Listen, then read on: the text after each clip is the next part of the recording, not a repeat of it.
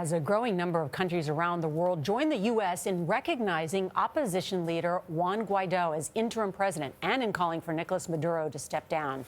The leader of Venezuela controls what some estimate are the largest oil reserves in the world, and yet the country is in economic collapse. And that is creating a huge humanitarian catastrophe. An estimated 3 million people have fled Venezuela since 2015, many of them to neighboring Colombia. The political crisis may affect a generation of children, says the former U.S. ambassador to Japan, Caroline Kennedy. She co-wrote a new Washington Post op-ed with the headline, "As Colombia welcomes fleeing Venezuelans, children bear the heaviest burden." She visited a Colombian border town just 2 weeks ago. And only on CBS This Morning, Caroline Kennedy joins us here in Studio 57. Ambassador, good morning and good to see you. Thank you for having me. No, and thank you for coming here to give us your firsthand account of what's happening there. You mentioned this. I mean, 1.2 million Venezuelans are estimated to be living in Colombia. What did you see firsthand? I know you went down there with the International Rescue Committee.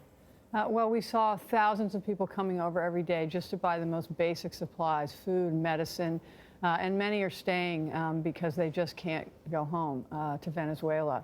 And what we really saw was that there are millions of children that are not in school, but Colombia wants to educate them. So it was incredibly heartbreaking, but I think it also gave me great hope.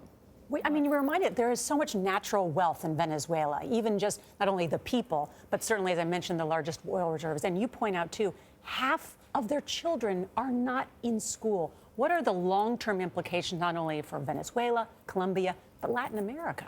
Well, this is the biggest crisis in the refugee crisis in the world today, which I don't think people had realized until recently. And I think that Colombia is willing to educate all these children. They just need the resources because the numbers are so much bigger. And all the world community has a stake in this, because if we invest in the future of these children now and in every humanitarian crisis, they'll go home to rebuild their own countries. And that's what we really want. We want a stable and prosperous Venezuela and Colombia. And school's one of the few places where you can have a safe and stable environment. And you talk to kids who say, I want to go to school. They're desperate to go to school. And the parents, the reason they made the sacrifice to leave home is to give their children a better life and to give them an education.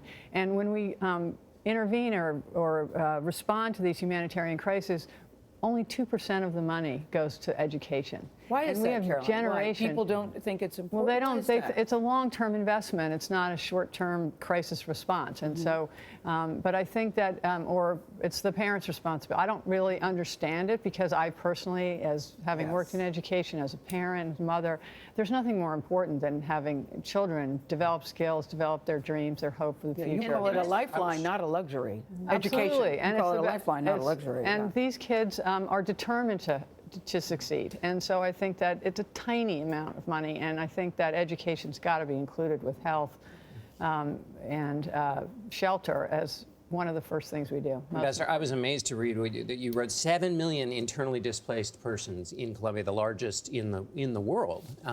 Where is the United States in this conversation? It used to be the leader of the world in these kinds of questions. Where is the United States? Well, the contrast, you just can't help but notice it. Colombia has open borders. They are welcoming all their neighbors. And they are still recovering from their own civil war. So they're implementing their own. That's why there are 7 million people within Colombia that have left their own homes. So this is a country that is welcoming everyone, committed to educating them, committed to giving them health care. So I think that that's the kind of place that we need to invest, because we can succeed here, we can give these people hope, and then they can return home and rebuild their own country, which is what we all want. And Colombia isn't the only neighboring country that's taking in these refugees. Right. I was in Peru this past summer. They're also taking in a lot of these Ecuador. refugees. Trinidad and Tobago as well. Are you in favor of the U.S. current policy now in supporting Guaidó and putting real pressure on Maduro, hoping that this ends quickly? Well, I think I'm in favor of working with our allies, and that's something that seems to be happening, which is unusual for this administration. So this is a fast-moving situation, and I really was focused on kids and education, because that keeps getting left out of these discussions. And, we end up talking again about, all of these things, but it's tremendously hopeful, and the people there are just desperate for a new democratic society where they can go Starving to home. death.